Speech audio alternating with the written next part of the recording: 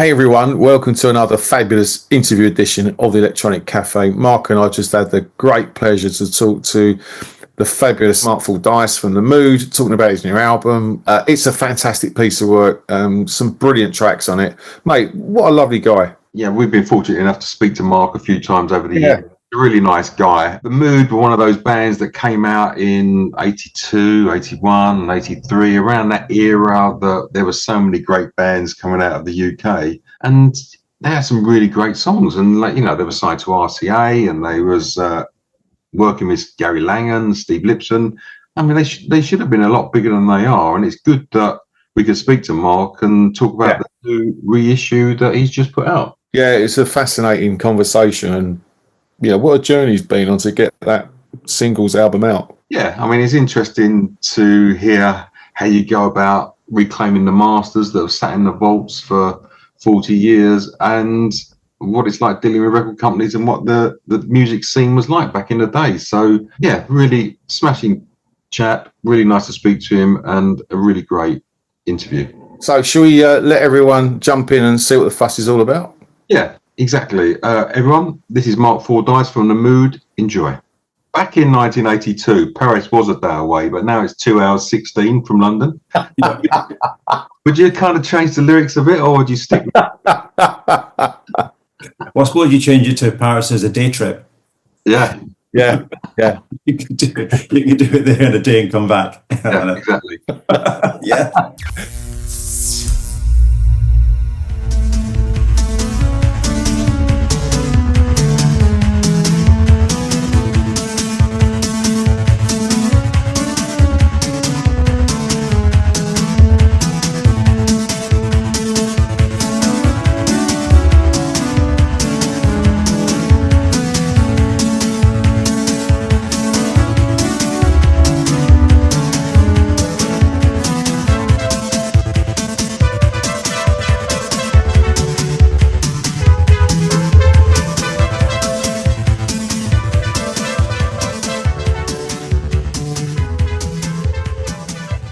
Hey everyone, welcome to this fantastic interview episode of the Electronic Cafe. On today, we have a very good friend of the EC. We have the one and only Mr. Mark Fordyce of The Mood, talking about the new release and other stuff. Welcome to the Electronic Cafe, Mark. It's lovely to have you here. Thanks very much. Thanks very much, Andy. A pleasure to be here. Really good. And look, you must be pleased. I mean, we were talking about this a little while ago, and it's finally seen the light of day. And it's been a labour of love, which we'll talk about. But you must be pleased with the buzz that's around it. I mean, we've seen press releases about it. It's great that people are really getting behind this release.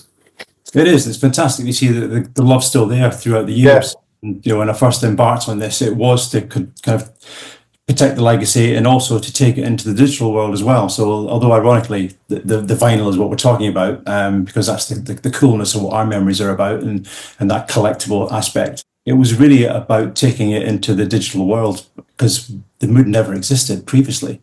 Sure. Sony had sat on the multi-tracks and the masters for decades, and apart from us appearing on the odd compilation album. So I think over the years we've probably been on about half a dozen compilation albums, 80s pop and best electronic album in the world, all the 80s things we kind of appear on. And that keeps part of the legacy alive, and that keeps part of the kind of buzz around it among some of the amazing luminaries of that time, which is nice.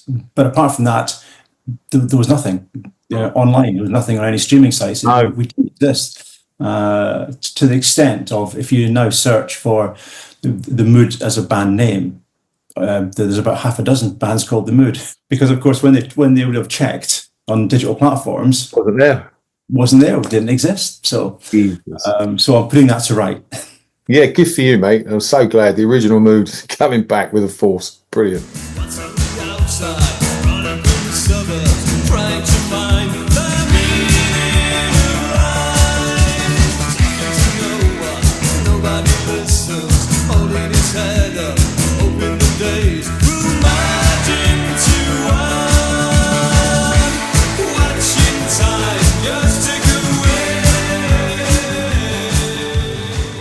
I read that you bought back the masters from RCA. how easy was that process, or how did that all come about? I mean, because we've spoken to people, even the likes of Stephen Wilson and Ultravox, some of their original masters for their big hits were never found. The record companies got bought by other record companies. I mean, you bought it back from RCA. Was they okay with that? I mean, was the process laborious? It was actually, in the end, it was a lot simpler than I anticipated. I always kind of had those thoughts, but always avoided them because in my head, I just imagined it to be a kind of a legal minefield. You would say yes, it would still be some kind of complicated, convoluted process on it. But it was very much driven by Steve Levine, one of our old record producers. So I've always kept in touch with Steve over the years. We always remained good friends. And we always got together regularly in Sheffield at Synthfest. There's a whole bunch of us used to come to Synthfest every year, and we'd always kind of have that kind of catch up, and I would go and have a coffee with Steve, and we'd chew the fat and talk about things. And it would have been, probably about 5 years ago, we started to have the conversation around getting the masters out, the Sony Vault, because obviously Sony RCA now sits in the Sony Vault. And Steve was doing kind of similar things with Culture Club and various other bands he was working at the time. And he goes, I'm working on this Culture Club anniversary album. He says, we should do something with you guys as well. And I explained to him, the problems that we're having with actually, getting the existence of them acknowledged, more, far less anything else. And it was Steve that really kind of helped out. He was absolutely amazing. He was having a meeting a couple of weeks later, I think it was, with some Sony lawyers, and he said, "Do you want me to mention it?" And I said, "Yeah, thanks." Yeah. And he did, and he came back and he went, "It's a goer. They're willing to do it." Wow. So, and here we are. Yeah. So thanks to Steve, really. Amazing. How easy was it though? I mean, like, you bought them back. Did you have to physically go to the vault and look through to find your masters, or were they catalogued and indexed and they knew exactly where they were? Exactly, they're catalogued and indexed, and that's the most amazing thing. They were sitting in Iron Mountain in London, which is where most of the masters sit.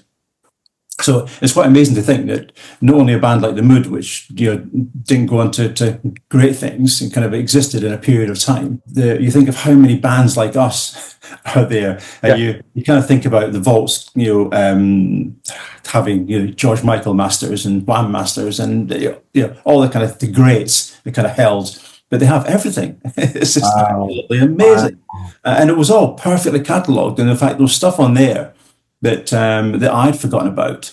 And actually, when we went down to Iron Mountain to pick them up, because once we got the contract signed and everything on it, and they set up from Italy's with the archive guys, and I was just amazed at the detail that they had on it, everything sitting on the shelf. And it was, we discovered the two original videos, which is what I used to upscale to HD. So that was amazing, because I didn't even think they would be there. There's so many kind of different mixes that we have. So I think all in all, there's about 28 masters. That. Wow. I mean, the guy came out with a trolley. Came out 3 times. Wow. Got a supermarket sweep of Mood stuff. Yeah.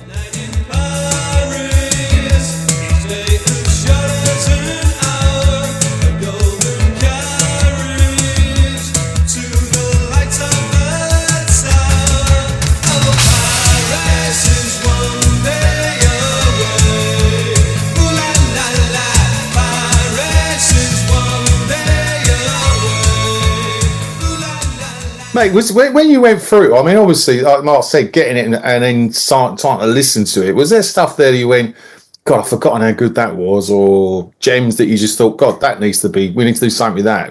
There must have been some stuff you've forgotten about. Absolutely, yeah. And we've always known that.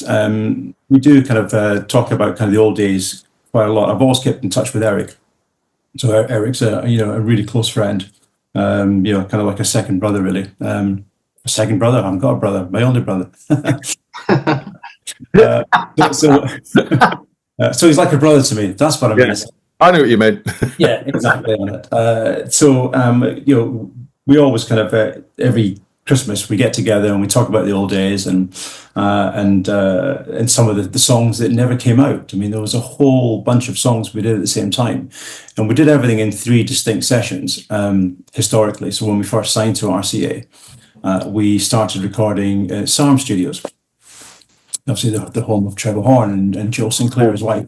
It was an amazing place to start your recording career. It seemed to be the kind of ground zero of the 80s.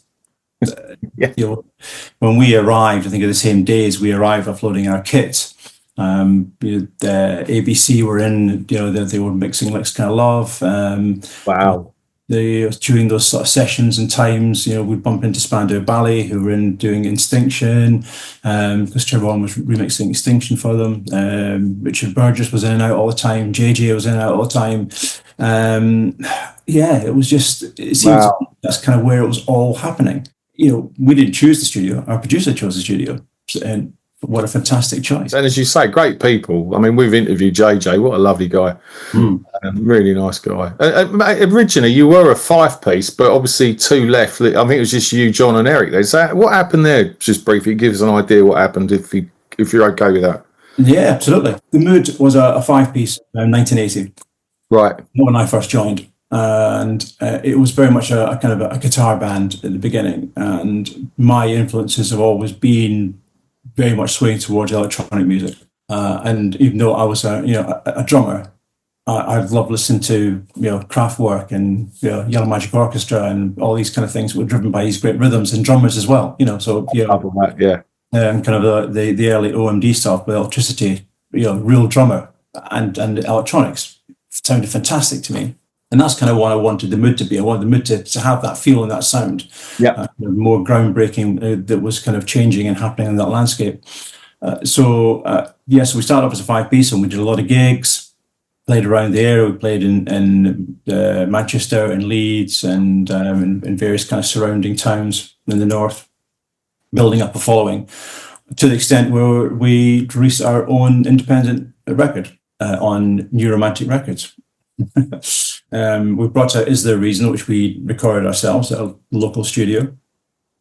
And that started getting plays in various clubs in the north.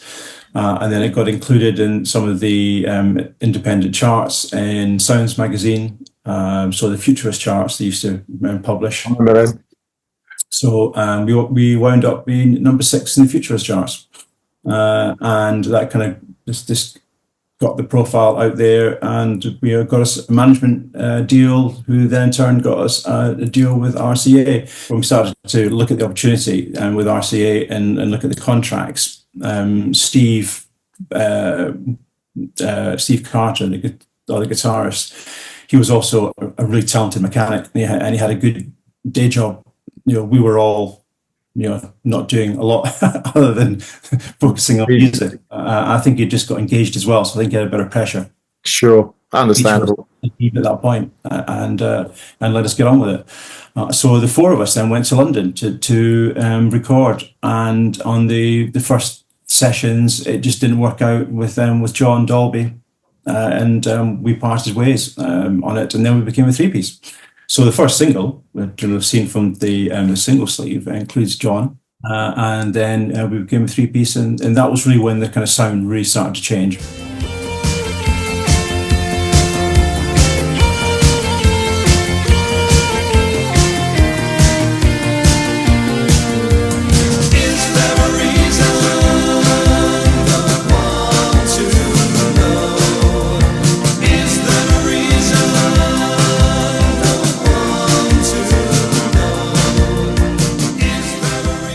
Mark, going back to the masters, masters that are brought out of archive and storage are 40 years old, so they go through that process of being baked, don't they? Because they've oxidized, and but you basically get one shot, like transferring it over digitally. I mean, how was that process for you? I mean, how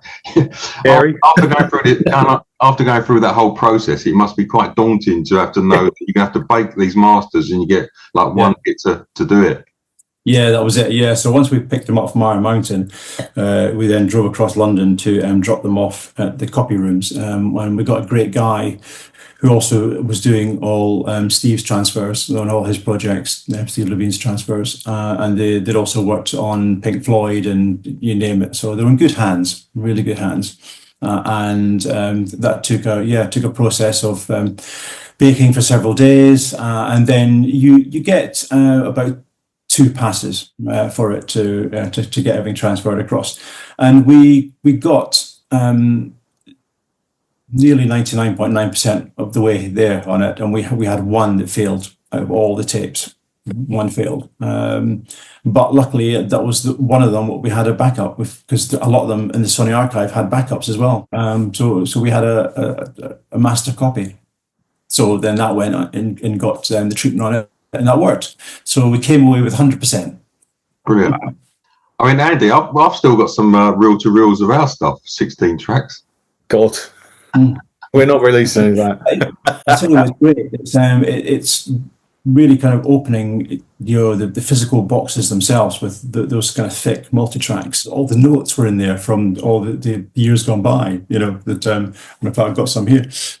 So these are all the kind of just the notes that were inside, with the lyrics, with the chord changes, little things that we did, and you come across this stuff, you think it's a time capsule. I mean, when you listen to it though, was there anything in there where you was tempted to kind of like overdub something, or or was you just totally pure to the original? No, pure to the originals, completely on it.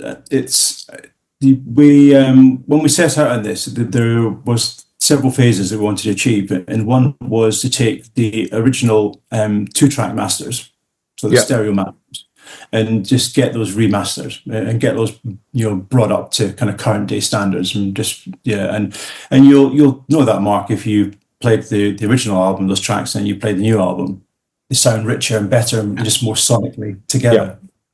So that was the objective with that, and I think we achieved that, so I'm really pleased with it. And the other one is to then look at the multi-tracks themselves, and it's something I'm sitting down with Steve Levine with, and we're going to kind of look at them and reimagine them in terms of, so taking those individual tracks on the multi-track and just putting them through new equipment, and a combination as well of the kind of some of the old stuff. And the great thing with Steve Levine is that he's kept a lot of his original gear, so we were able to harness the original stuff that we recorded those tracks on, plus some new things that are out there that make things, again, kind of just sit in a sonic palette better. Don't stop it now. Don't stop it now.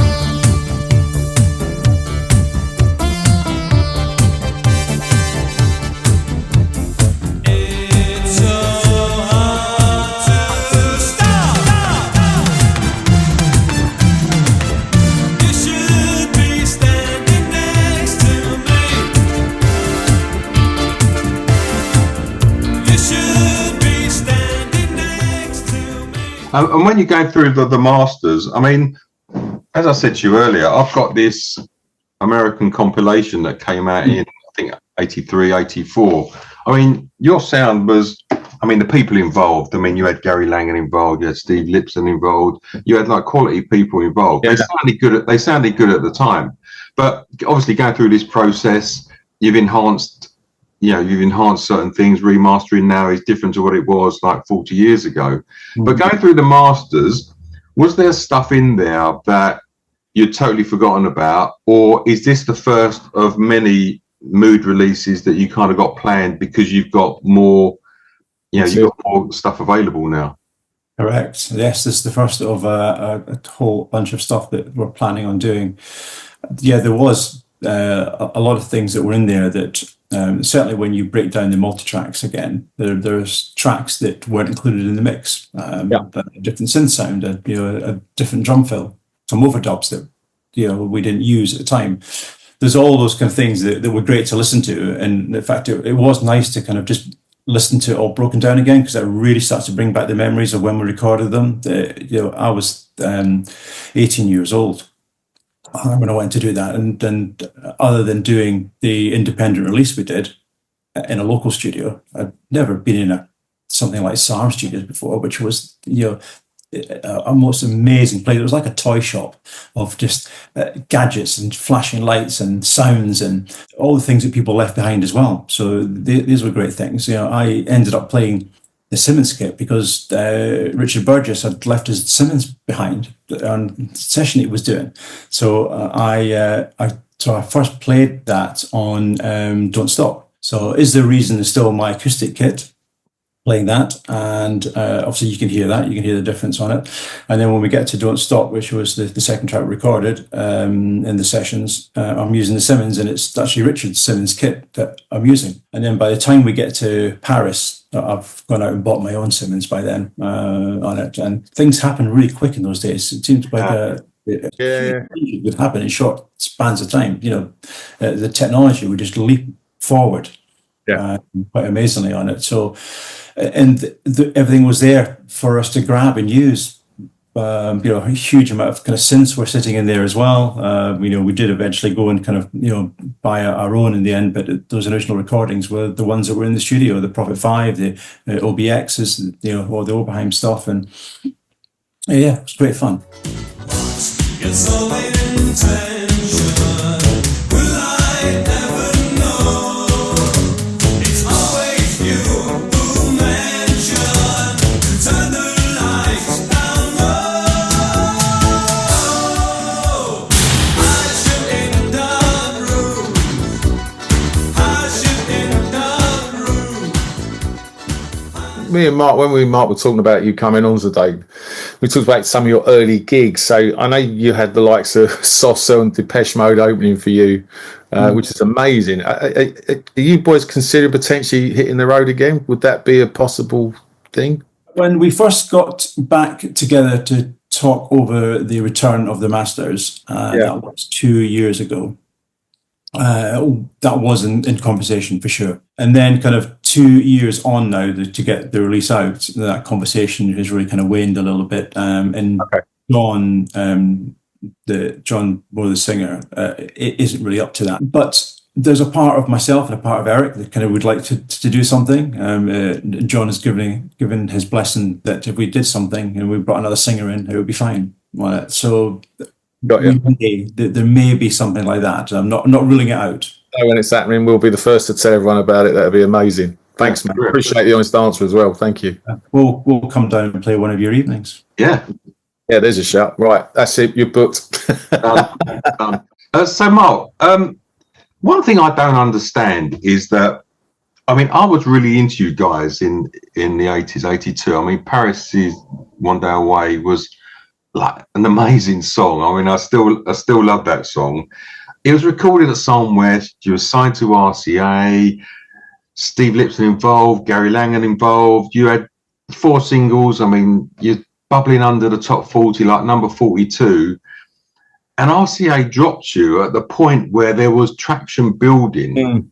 Why was that? Because it seems to me it's just like a ridiculous thing for them to do when, I know around that time, 82, 83, there was so much music coming out. It was like the Wild West of like great bands in the 80s. But it seems that you was knocking out these great singles, you was getting traction, you was just under the top 40, and then it just didn't quite happen for you. And I, as a fan, why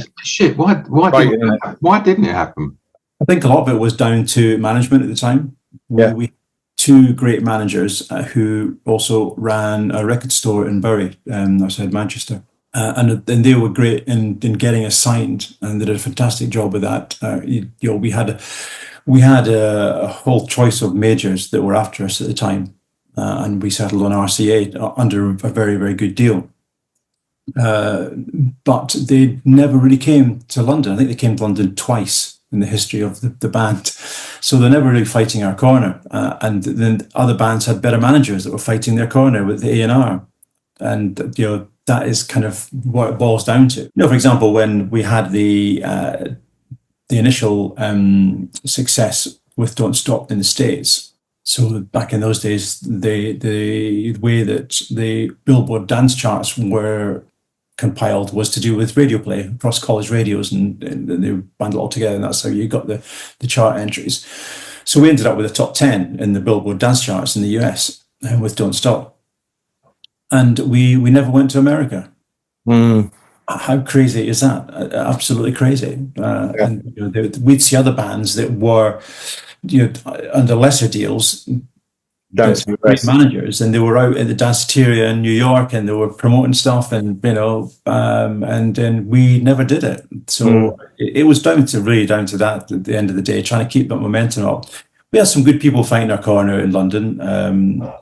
We had some very good radio pluggers who became kind of stand-in managers. A guy called Oliver Smallman, who was great at the time, and he was kind of the best Radio 1 plugger in the industry. And he took us under his wing, and he kind of helped and promote us, and he got us onto a session with Peter Powell. So we went to Maida Vale and we recorded some tracks for a session for him and things. So we got a lot of Radio 1 airplay and some of the independents as well on it. So that was good, but it was a little too late, really. Yeah, it's that couple of degrees of separation, isn't it? So getting to that next level. Absolutely. Yeah. Do you have those session? Do you have those session tapes as well, Mark? I do, on a cassette. Oh right, okay. Radio. Not bad. So I will be doing something with them. I'll try and kick them into shape on it. And there's generals giving orders from their secret hideaways, while all of us are left outside to simply run away. But I found out that there's no one left to blame, and everybody's hanging all heads in shame. It's funny what you say, because we spoke to Gary Newman a couple of weeks ago, and he said that Top of the Pops were doing a bubbling under thing around that time, and he was sitting at number 42, which, I mean, Paris is One Day Away was sitting at 42 as well. Yeah. And he got the nod to go on Top of the Pops as this bubbling under thing. And he said that had it not been for that, he doesn't think that he would have had the massive hit and then his career would have grown. So, I mean, it's back in the day, it was so important to get that exposure. That far away. And the problem today is for bands that are, but now, and this is one of the reasons we set this channel up, Mark, is that there's not a Top of the Pops for the newer bands to get any exposure on. It's crazy, and I think it's really sad. As you said, you're right in the middle of the storm in the 80s. I mean, who was inspiring you back then? I mean, I know you mentioned Kraftwerk, but who else were kind of inspiring you in terms of creativity? Just to finish that train of thought on the bubbling under, when we were at 42, we did a nod to do Top of the Pops. So at the time, the World Cup was on, and they cut the bubbling under from that week's show. And so we were back out again. And I always remember kind of how excited we were when we were told about it. We were out in Paris filming the video. We got told, so we flew back.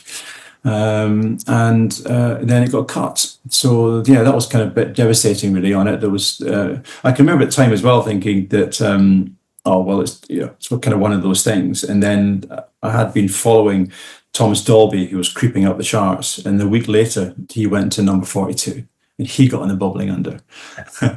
And I always thought that kind of our careers were parallel in a sense. Some of the things that he was doing at the time in the releases and stuff like that and everything. And I really liked his sound and stuff. And again, kind of that Simmons driving beat and everything that he had. I remember thinking, that parallel of, we had it, lost it, he got it, kept it, and he went up the chart. Bloody football. Yeah, sorry, mate. I mean, I said just as I mentioned earlier, thanks for that answer. But it was inspiring because you were right in the middle of that storm. And as Mark says, that era from sort of 79 to 85, the band explosion was incredible. But who was inspiring you back then? Or was it just your own creative juices make what you were making? I think it was a combination of all those things, by osmosis. And I think it probably goes back to when I first started out in my course for music. And I'm born in Edinburgh, but I grew up in Fife. My biggest influence then was probably two influences. One was the Skids. Every kid in Fife loved the Skids. And I remember bunking off school with some older boys and making your way up to their rehearsal rooms and standing outside and listening to them rehearse. And then my very first gig was at the Kinema Ballroom in Dunfermline. Kids. And I suppose that was the awakening part. That's where it all changed. I came away from that thinking, I want to do this. This is exactly it. And then in parallel, the school I was at, there was a guy in the year above me. He a guy called Paul Reiki, and he had a band called The Thursdays, and they got a deal with Fast Records with Bob Last, who put them on a compilation. And I remember getting hold of that compilation. It was called Earcom One, and then The Thursdays were on it, and some other bands, and also Joy Division. That kind of made me kind of look at the label, and then of course Fast signed the Human League. That's right. So all these kind of things were just going on, and being boiled, and it was just wow. It was, and then kind of around at the same time, there was a band called the Monochrome Sets doing stuff, and I loved that. I love that combination again of kind of the acoustic guitar, electronics, and then of course OMD had electricity, and all these kind of things were starting to happen, and electricity was so exciting. That was such an amazing record, alongside being boiled. They were just doing something that just wasn't being done elsewhere. That really kind of influenced me. And then I suppose in the background, I remember my parents' record collection. My mum, for some reason, had a copy of Rubicon by Tangerine Dream. Wow, cool, mum. Yeah. I've still got that as well. I've still got the original one. Amazing. Yeah. That's amazing. I mean, it's interesting you mentioned the Skids. Mark and I, we just put out a second interview, or part of the interview we had with Mr. Jobson. What a lovely guy. And those gigs, they were so electric. Yeah, I bet. Unbelievable. It was like nothing it had been before. It was, a really explosion on it. And then soon after that, I went to see the Ruts playing in Edinburgh.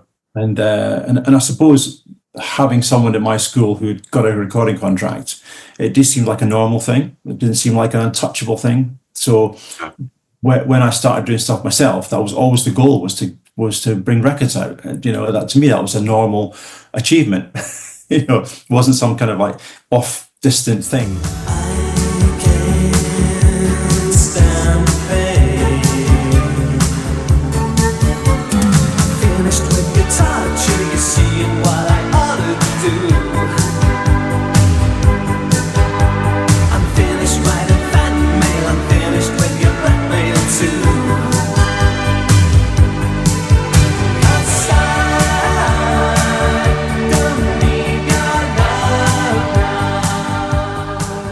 It's funny you say that, actually, because Mark and I have been talking to people like yourself and Mr. Newman and that, and Mark kind of highlighted it. And when you look in that period, the output from artists like Newman had 3 albums out within 2 years, all number ones, and you're like, and touring, you must have spent your time in the studio, but as you said, for most artists at that time, because most people they do an album, they don't do anything for 2 or 3 years, but most artists then were just bringing out really good stuff constantly. So I totally understand where you're coming from. It was it was Sarm East where we recorded that. So that's the original Sarm. Sarm West was later. It was great. It was the perfect storm. Absolutely. Being in and around Sarm at that time, I mean that was really the eye of the 80s storm, wasn't it? There was a lot going on at Sarm. I mean, Trevor Horn, Langan, Lipson, the bands that were coming and going. I mean, was there some real pinch me moments in the studio where people sort of like were walking around that you kind of met in the corridor or whatever, and you just thought, Jesus?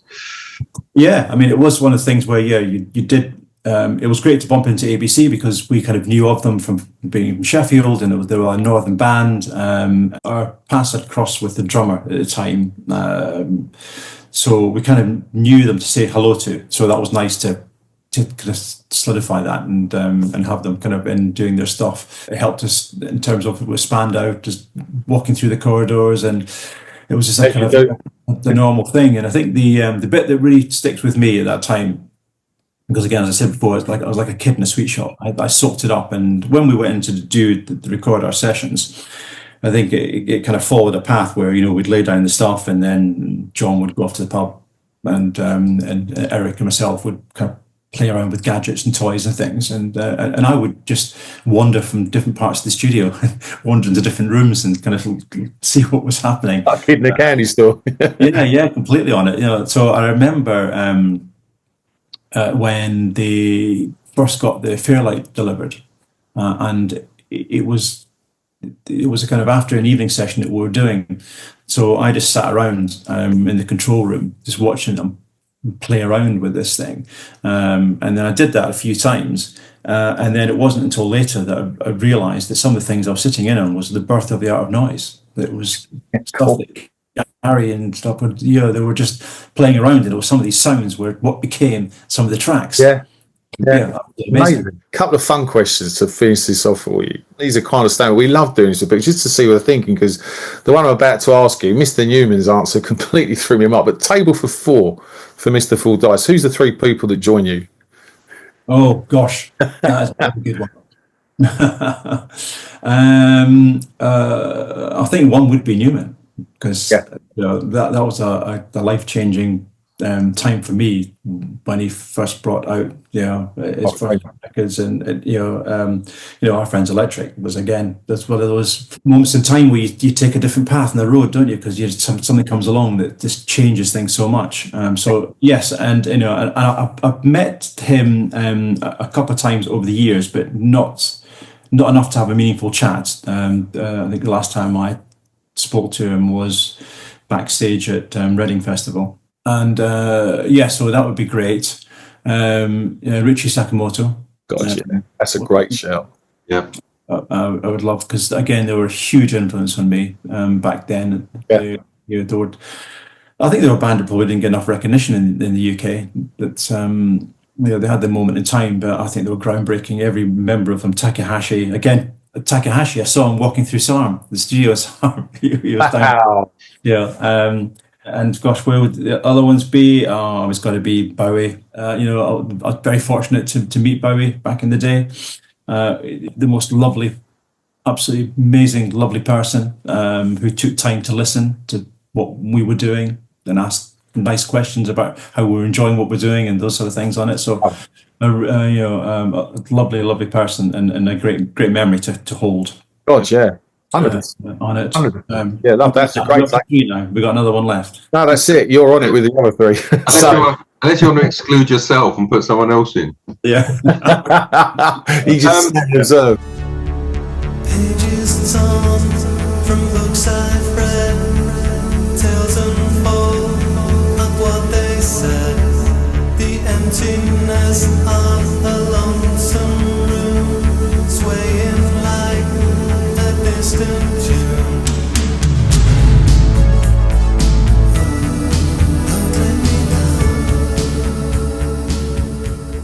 Here's another one to get your brain ticking over. What would be your desert island dish, Mark?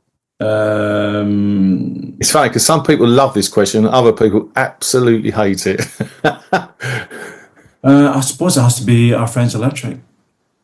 It's a record that just every time I play it, it's the same emotions the first time I ever heard it. It's a great shout. It's a great song. Great song. So would that be the Replicas album? Would that be the Replicas album you'd have? Or it's a great shout.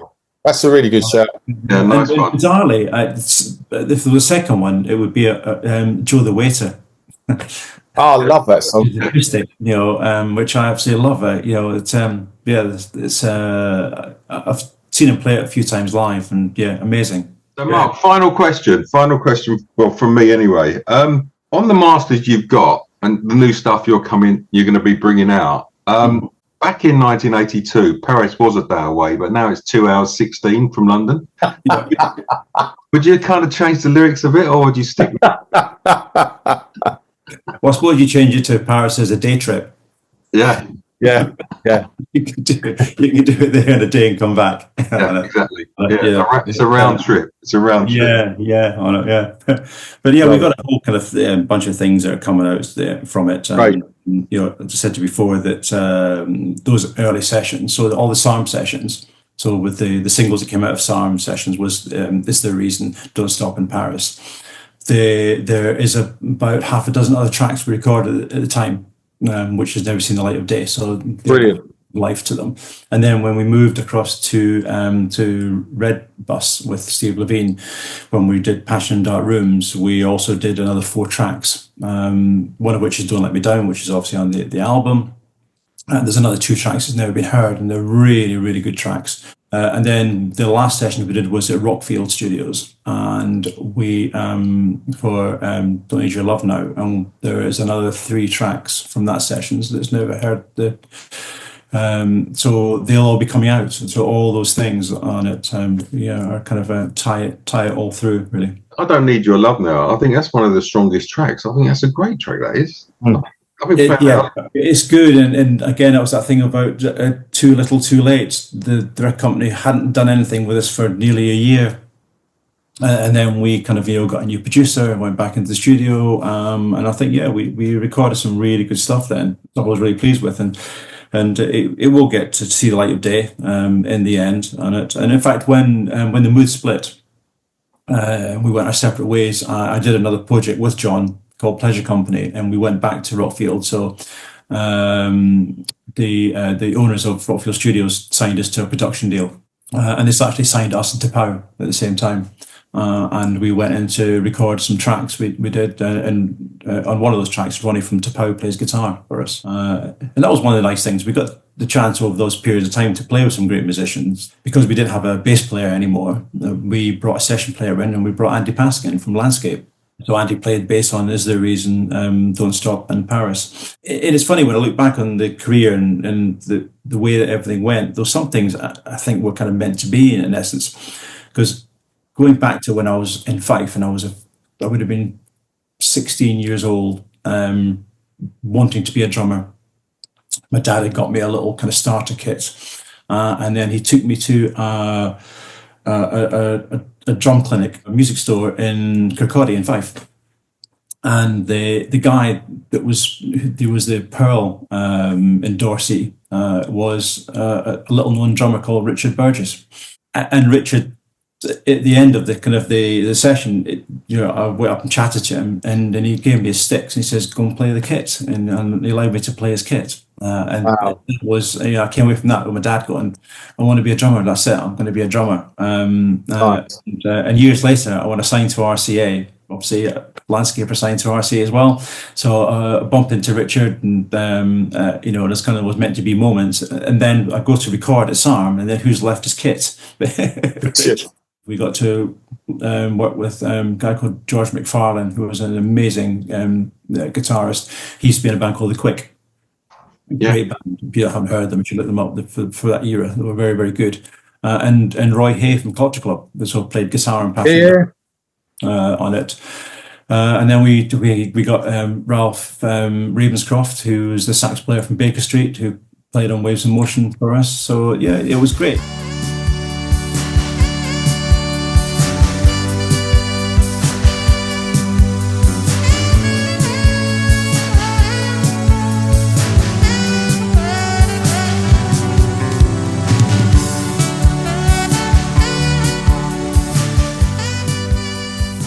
Mark, thanks very much for your time today. Where's the best place that people can buy this? I mean, where's best for you? Yeah, you got to get it. On the back there, it's the website. So the mood.uk. Buy it straight from there, and it get mailed out to you. Brilliant stuff. Mark, thank you very much for giving up your Saturday morning. We've spoken many times over the years. It's always a pleasure. We love chatting with you. Congratulations on this release. We're looking forward to the new stuff coming out as well. It sounds amazing, and it's long overdue, and it's great that you made the effort to get the masters and do it all properly. Mate, it's always a pleasure to catch up with you. Thanks very much. Thank you very much. Thank you, Mark. Absolute pleasure to talk to you, as always. I say, everyone in Electronic Cafe Land, check this album out. It's a brilliant piece of work. Lovely. Thanks very much, guys. Appreciate it. Cheers, Mark. Speak soon. Thanks. Bye. Bye. My broken heart was shattered